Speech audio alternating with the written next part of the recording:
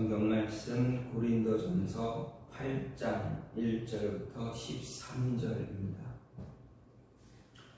우상의 제물에 대하여는 우리가 다 지식이 있는 줄을 아나 지식은 교만하게 하며 사랑은 덕을 세우나니 만일 누구든지 무엇을 아는 줄로 생각하면 아직도 마땅히 알 것을 알지 못하는 것이요 또 누구든지 하나님을 사랑하면 그 사람은 하나님도 알아주시느니라.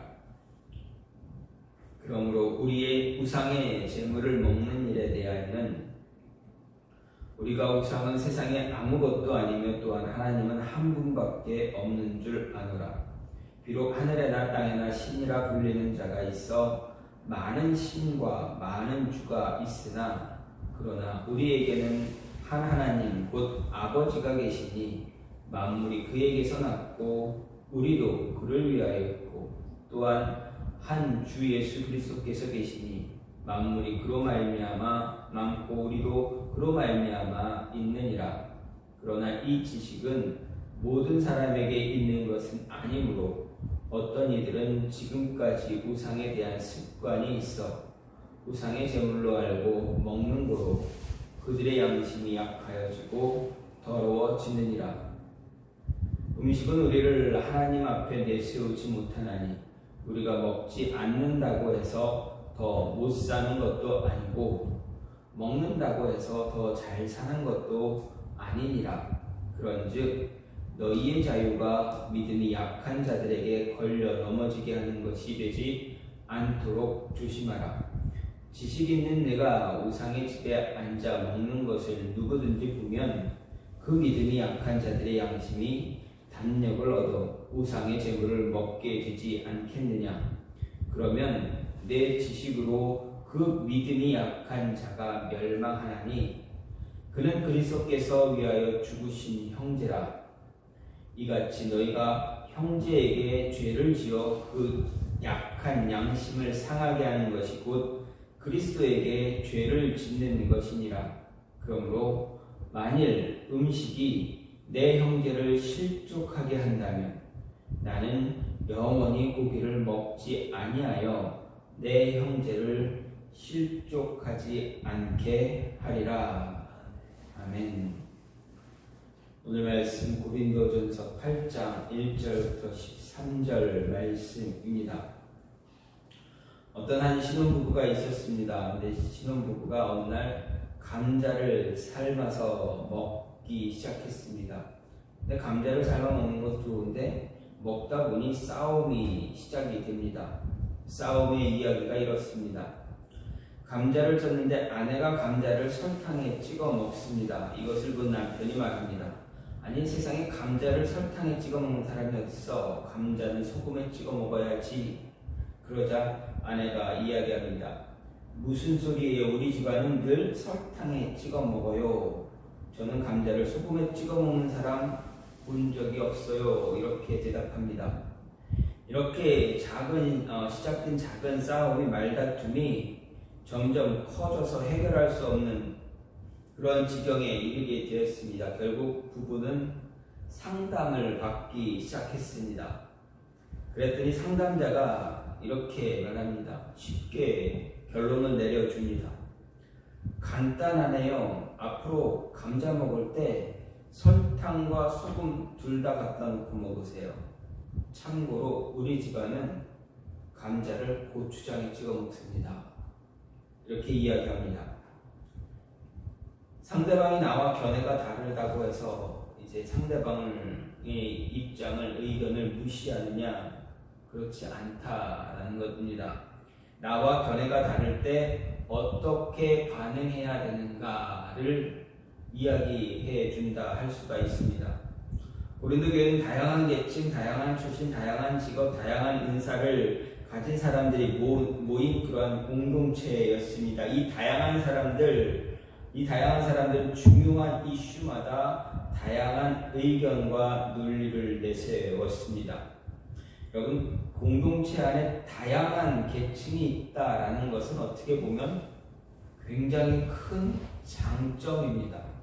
무엇을 하든 할 수가 있는 공동체입니다. 그런데 단점은 무엇입니까? 너무 다양하다 보면 한쪽으로 치우치지 않고 자신의 의견만 크게 드러날 때가 많다라는 것입니다. 의견이 모아지지 않을 때도 많다라고 할 수가 있습니다. 어쨌든 이렇게 다양한 계층이 있다 보니 다양한 의견, 다양한 논리가 그 공동체 안에 참 많이 커졌습니다. 음행, 성만찬, 제사 음식, 은사 사용 문제 등에 대해서 항상 의견이 갈라지고 서로를 공격하는 그러한 모습이 나타났습니다. 즉 고린도 교회에는 다양한 계층, 다양한 사람들이 있었는 아주 좋은, 특이하고도 아주 좋은 그런 장점이 큰 공동체였음에도 불구하고 이 공동체는 오직 단점이 더 많이 드러나는 것을 보여줍니다. 항상 의견이 갈라지고 서로를 항상 공격했다라는 것입니다. 바울은 말씀을 통해서 다툼을 화합으로 바꾸고 싶어 했습니다. 상대를 찔러 상처를 주는 그러한 격렬한 대립 대신에 관용과 배려가 흘러넘치는 건강하고 좋은 교회를 만들고 싶어 했습니다. 즉 다양한 계층이 있는 그 공동체에 가장 큰 장점이 드러나는 교회가 되길 원했다라는 것입니다. 먼저 된 자들이 보여주는 그리스도의 사랑으로 인해서 처음 믿게 되는 초신자들, 또한 믿음이 연약한 자들, 그들이 정말 행복해지는 아름다운 공동체가 고린도 교회를 통해서 이루어지길 원했다라는 것입니다. 이런 모습은 바울만이 원하는 것이 아니라 예수 그리스도께서도 원했던 교회 공동체의 아주 좋은 모습입니다. 우상의 제물이라는 이슈를 통해서 바울은 교회에서 연약한 지체를 세우는 방법을 가르쳐주는 것을 통해서 그리스도인들의 믿음의 유산이 무엇인가 또한 오늘 말씀을 통해서도 이야기합니다. 오늘 말씀을 통해서 바울이 말하는 것은 먼저 믿는 자가 자신의 자녀들의 믿음의 성장을 위해서 물려줄 수 있는 것, 그 믿음의 유산, 그것은 바로 우리 자녀들을 믿음 안에서 바르게 세워주는 것입니다.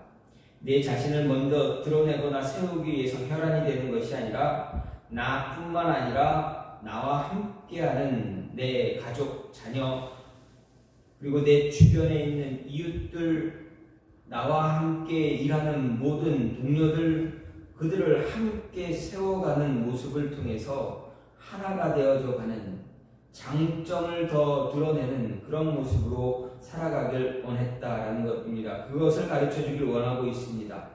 그래서 바울이 말하는 믿음의 유산은 사람을 세우는 것, 다시 말하면 교회를 세우는 것입니다.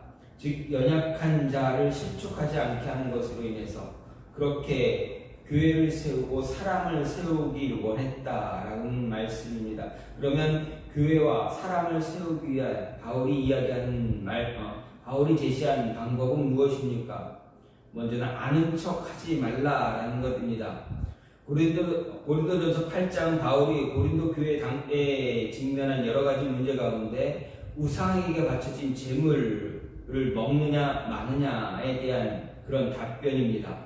바울이 이 답변은 단지 우상 제물의 식사 문제에 대한 해결만을 생각하기보다는 한 차원 높은 것에 관심을 가지고 있다라는 것, 그런 한 차원 높은 것에 관심을 가지고 문제를 해결하고 있다라는 것을 볼 수가 있습니다. 1절과 2절 말씀을 보면 우상의 제물에 대하여는 우리가 다 지식이 있는 줄 아나 지식은 교만하게 하며 사랑은 덕을 세우나니 만일 누구든지 무엇을 아는 줄로 생각하면 아직도 마땅히 알 것을 알지 못하는 것이다 라고 바울은 말합니다. 즉 바울의 해결책은 무엇입니까? 쉽게 말하면 아는 척 하지 말라는 이야기입니다. 머리로만 입술로만 아는 척하는 행동을 취하지 말라는 일입니다. 일반적인 사람들의 모습을 볼 때 아는 척하는 사람들, 그들은 자신이 아는 지식을 가지고 상대방을 힘들게 할 때가 참 많다라는 것입니다. 자신이 가진 지식으로 다른 사람을 무시하거나 정죄하는 것으로 인해서 상대방에게 악한 행동을 하고 있는 것입니다. 우리가 지식을 추구하는 주된 목적이 무엇인가 생각해 보면 우리가 추구하는 지식의 목적은 미래를 더 나은 모습으로 만들기 위한 것입니다. 우리의 미래를 더 나은 것으로 만들기 위한 것입니다. 내 자신의 환경을 더 좋은 것으로 바꾸는 것에 초점을 맞추는 것이 아니라 함께 살아가는 공동체의 환경을 더 나은 모습으로 만들어가기 위한 것이 지식의 주된 목적이다라는 것입니다. 나만 잘 되는 것이 아니라 나와 함께 내 주변에 있는 많은 사람들, 다른 사람들 모두가 함께 다 잘 되는 것입니다. 내가 알고 있는 지식을 통해서 내 자신과 내 옆에 있는 사람들이 함께 유익을 얻는 것, 이것이 지식의 주된 목적입니다. 그렇다면 내가 가지고 있는 지식은 경쟁을 위한 지식이 되어서는 안 된다라는 것입니다. 남을 짓누르고 밟고 일어서는 그런 지식이 아니라 함께 나가는 것, 함께 성장하는 것, 그것을 말합니다. 진정한 경쟁은 내가 누군가의 머리 위에 올라가는 것이 아니라 다른 사람을 높여주거나 함께 올라가는 것입니다. 그리스도인들에게 우상제물 취식 문제는 절대적인 선도 아니고 절대적인 악도 아닙니다. 교인들 간에 심각한 문제를 제공함으로 서로가 믿음 안에서 하나가 되지 못하게 할 만한 그런 사안이 되지 못하는 것입니다. 무엇이 더 중요한가를 먼저 파악해야만 합니다. 그 해결책에 대해서 바울은 사랑을 언급합니다. 덕을 세우는 것을 이야기합니다. 문제에 대한 지식에 사랑의 기름을 부어야 한다는 말씀입니다. 지식에 사랑이 없으면 교만하게 되고 덕을 세우지 못하게 됩니다. 지식은 그 자체만으로는 너무 차갑기 때문에 그렇습니다. 많은 경우 지식은 사람을 무익한 논쟁의 자리로 자기 주장만 내세우고 상대를 무시하는 교만의 자리로 우리를 몰아가는 경우가 허다합니다. 지식 위에 십자가의 사랑이 부어질 때 그 지식은 비로소 빛을 발하게 된다라는 것입니다. 소금의 맛을 가지게 됩니다. 사랑을 감동시키는 아름다운 덕이 됩니다. 따라서 먼저 된 자들, 그들은 자신들의 지식에 예수님의 사랑이 녹아 있는지 먼저 확인하고 사랑의 기름을 채운 후에 그 지식을 활용해야 한다라는 것입니다. 쉽게 말하면 우리가 성경 말씀을 알고 있지만 성경 말씀을 지식으로만 알고 있느냐, 아니면 지식으로 알고 있는 이 성경 말씀에 그리스도의 사랑이 덧입혀졌느냐 하는 차이입니다. 지식 위에 그리스도의 사랑이 덧입혀졌을 때 온전하게 빛을 발하게 됩니다. 지식만 있으면, 말씀만 알고 있으면 그 말씀으로 사랑을 정죄하는 데 사용하게 됩니다. 다시 말하면 현대판 바리새인이 되어가는 것입니다. 예수님이 원하는 것, 바울이 원하는 것, 현대판 바리새인이 되는 것이 아닙니다. 하나님의 영광과 교회의 덕을 세우는 것, 그것을 더 원하고 있습니다. 따라서 아는 척 하기보다는 아는 척 하는 것 대신에 그 아는 것에 사랑을, 예수님의 그리스도의 사랑을 더해서 주변에 있는 사람들을 배려하고 권면하고 보듬어주고 함께 서가고 세워져 가는 그런 모습 가져야 한다라는 것입니다. 베드로는 자신의 서신 베드로전서 4장 8절을 통해서 말합니다. 무엇보다도 뜨겁게 사랑할지니 사랑은 허다한 죄를 덮는다라고 말했습니다. 그렇습니다. 사랑은 모든 것을 다 포용하고 덮어주고 함께 가는 것입니다. 사랑이 없는 지식은 그저 칼날과 같다, 칼날과 같은 것입니다. 또 한 가지는 무엇입니까? 스스로를 컨트롤할 수 있어야 합니다. 사람을 세우고 교회를 세우기 위해서는 스스로 컨트롤할 수 있어야 합니다. 9절 말씀을 보면 그런즉 너희의 자유가 믿음이 약한 자들에게 걸려 넘어지게 하는 것이 되지 않도록 조심하라 이야기합니다. 이 말씀은 성도의 자유에 관한 교훈입니다. 바울이 말하고자 하는 것, 그리스도인이 자신의 자유를 스스로 컨트롤할 수 있어야 한다라는 말씀입니다. 스스로를 컨트롤할 수 없으면 컨트롤할 수 없음으로 인해서 믿음이 연약한 자들을 무너지게 하기 때문에 그렇습니다. 그래서 바울은 우상제물에 대한 바른 지식을 지닌 자들이 자유롭게 우상제물을 먹는 일은 믿음이 약한 자들을 걸려 넘어지게 만드는 것이 되니 조심하라 이야기한 것입니다. 걸려 넘어지게 하는 것은 원래 길에 떨어진 돌이라는 말로 장애물을 가리키는 말입니다. 즉 믿음이 연약한 교인 앞에서 함부로 우상제물을 먹는 행위는 믿음이 약한 형제의 양심에 상처를 줄 뿐만 아니라 그들로 하여금 우상제물을 먹게 함으로 우상과 타협하는 죄를 짓게 만듭니다. 결국 실족하게 되는 원인이 되어집니다. 그래서 바울은 자유를 사용할 때 조심하라 한 것입니다. 또 바울은 만일 식물이 내 형제로 실족해 하면 나는 영원히 고기를 먹지 아니하며 내 형제를 실족치 않게 하리라 이렇게 이야기했습니다. 바울의 이 결심, 형제에 대한 뜨거운 사랑을 보여주는 것입니다. 바울은 아무리 인간적으로 보잘것없는 형제일지라도 하나님께서 그를 천하보다 귀하게 여기신다라는 것 잘 알고 있었습니다. 또 형제 중 지극히 작은 자 하나에게 하는 것이 곧 예수님께 하나님께 하는 것이다 라는 사실도 알고 있었습니다. 그래서 그는 형제를 위해 스스로 자신의 자유를 컨트롤하기로 한 것입니다. 그리스도의 자유는 그리스도 안에서 사랑으로 컨트롤 되어져야 합니다. 우리는 죄에서 자유를 얻었습니다. 하나님의 심판에서 자유를 얻었습니다. 또 하나님을 모르던 무지에서 자유를 얻었습니다. 율법의 정죄와 의무로부터 자유를 얻은 것입니다. 우리 모두가 진정한 자유자들입니다. 하지만 성도의 자유는 무엇이나 해도 좋다, 괜찮다라는 것, 그것은 아니다라는 것입니다. 방종하는 것 아닙니다. 성도의 자유는 사랑으로 컨트롤할 수 있는 자유여야 한다라는 것입니다. 반드시 형제와의 관계를 고려하고 덕을 세우는 데 사용되어져야 합니다. 성경은 형제들이 너희가 자유를 위하여 부르심을 입었으나 그러나 그 자유로 육체의 기회를 삼지 말고 오직 사랑 안에서 서로 종 노릇하라 라고 갈라디아서 5장 13절에서 바울이 말합니다. 따라서 그리스도 우리는 자신의 자유로운 행동이 이웃에게 유익이 되는 것인지 잘 판단할 수 있어야 합니다.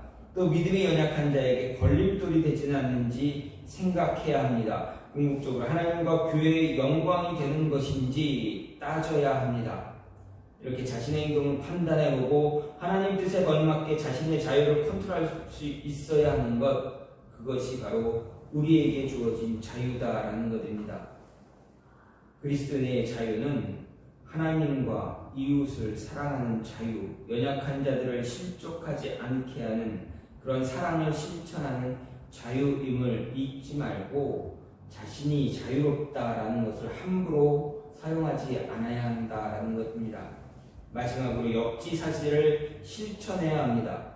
역지사지 무슨 뜻입니까? 이 말은 서로의 처지, 입장을 바꿔서 생각하는 것을 이야기합니다. 이 역지사지의 목적은 상대방을 배려하기 위한 것입니다. 이해하려고 하는 것입니다. 갈등을 줄이려고 하는 것입니다. 그렇다면 이 역지사지의 이 태도는 공감 능력의 또 다른 표현입니다. 13절 말씀을 보면 그러므로 만일 음식이 내 형제를 실족하게 한다면 나는 영원히 고기를 먹지 않고 아니하여 내 형제를 실족하지 않게 하리라 바울이 고백한 것입니다.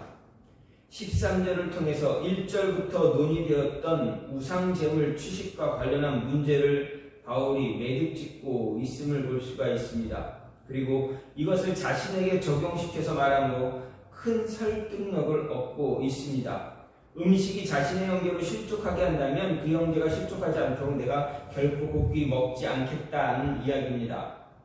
지식만으로 푸는 것이 아니라 다른 사람을 배려하는 모습의 차원에서 바울은 접근하고 있습니다. 특히 우리가 이 말씀 13절 말씀에서 우리가 주의 깊게 보아야 하는 것, 바울이 우상제물을 먹지 않겠다고 하는 것이 아니라 모든 고기를 영원히 먹지 않겠다, 즉 채식만 하겠다라고 이야기하는 것입니다.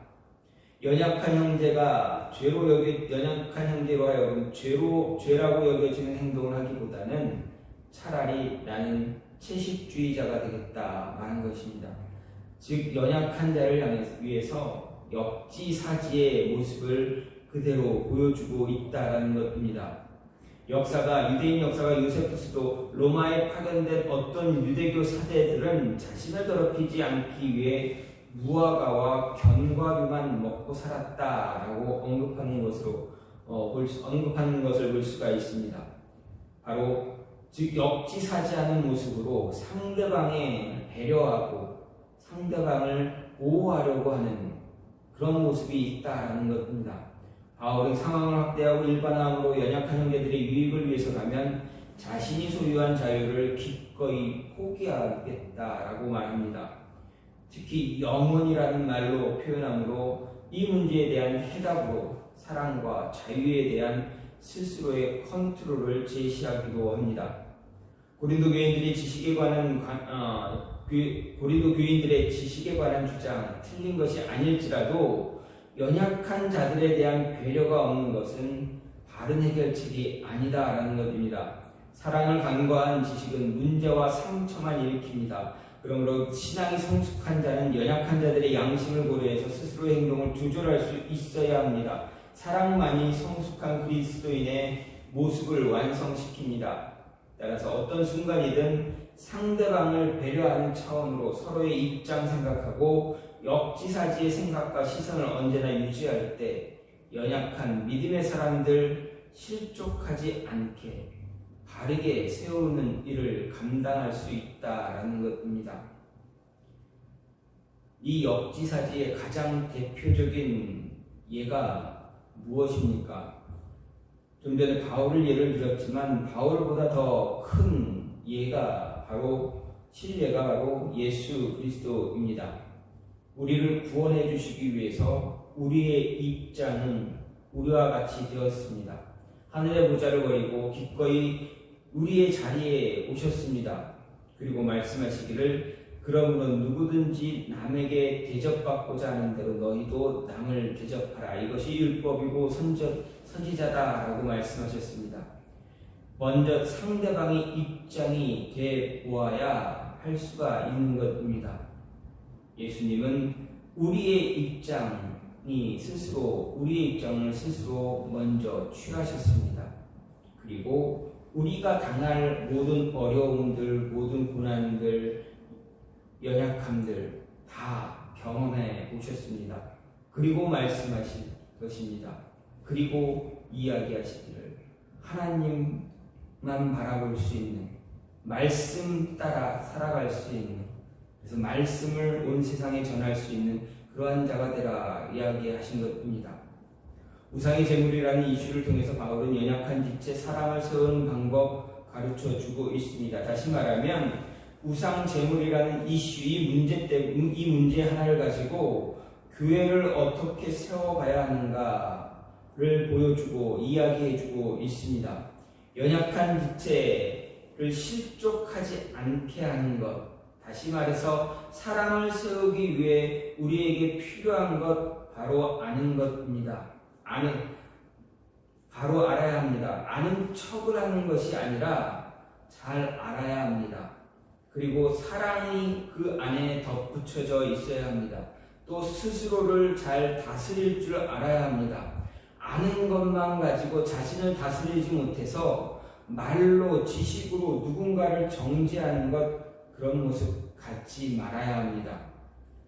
사랑으로 내 스스로를 컨트롤할 때, 다스릴 수 있을 때 역지사지하는 행동을 취할 수가 있습니다. 상대방의 입장에 서서 이야기할 수 있고 생각할 수 있다라는 것입니다. 이 모습이 차고 넘칠 때 우리는 온전하게 말씀 안에서 온전하게 세워지고 하나님의 교회 또한 말씀 위에서 바르게 세워지게 됩니다.